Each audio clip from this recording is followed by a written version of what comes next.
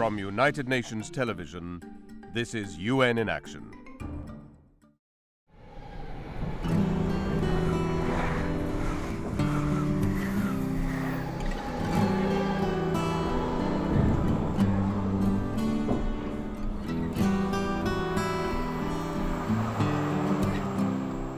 I used to think that in Europe things would be different, like the human rights and the free society.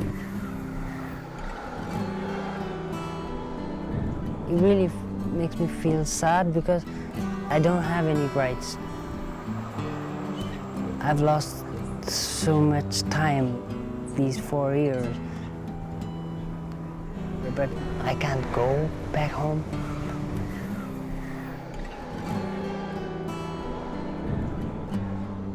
When I first came here, I had hope, but right now, I see everything dark when I dream about my future.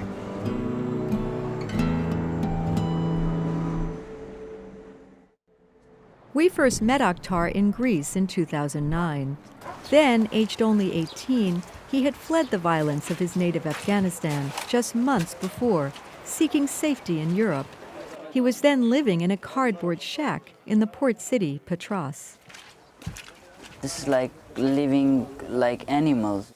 Among piles of rubbish and with almost no facilities, Akhtar never imagined he would live like this in Europe. I feel like nobody considers me a human being here in Greece. Greece is one of the main entry points into Europe for migrants and refugees from other countries. They must apply for asylum in the first country they enter. But at that time, Greece granted asylum to fewer people than any other country in Europe, less than 1%. With such little chance of success, Akhtar was trying to get out of Greece to try his luck in another European country. We wait for the driver to go somewhere. And we try underneath the truck, in between the wheels. That's more dangerous. There are some wires we keep catching like this off the wires and keep quiet. But the ferries always left without him. Whenever the ship leaves, I look at the ship and say, if I was there inside that ship. Eventually, Akhtar did make it out, though not on the trucks. He embarked on a 3-year journey crossing 6 countries, during which he was locked up in 2 detention centers and was rejected for asylum wherever he applied. Situations like this have to be addressed, says François Crépeau, the United Nations Special Rapporteur on the Rights of Migrants. And instead of putting barriers, states should be concerned at facilitating this migration. We met Akhtar again 3 years later in Luxembourg. When I arrived here, I applied for asylum. Immigration lawyer Karashi Faisal prepared Akhtar's application. This is someone who is very determined, who learns a lot and who wants to do many things. He deserves a chance. But it was not to be. His application and subsequent appeal were yet again turned down. Akhtar couldn't believe it.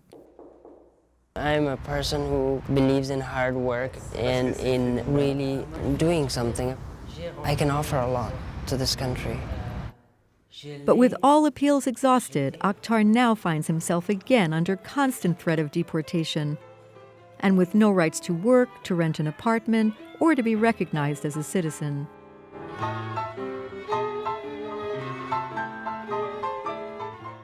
He's losing hope of ever finding a place that will accept him. I'm afraid that in the future I won't have any place to live in.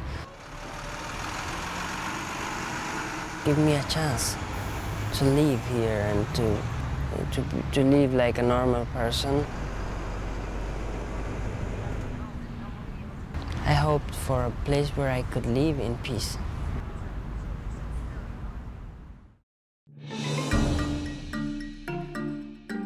This report was produced by Jill Fickling for the United Nations.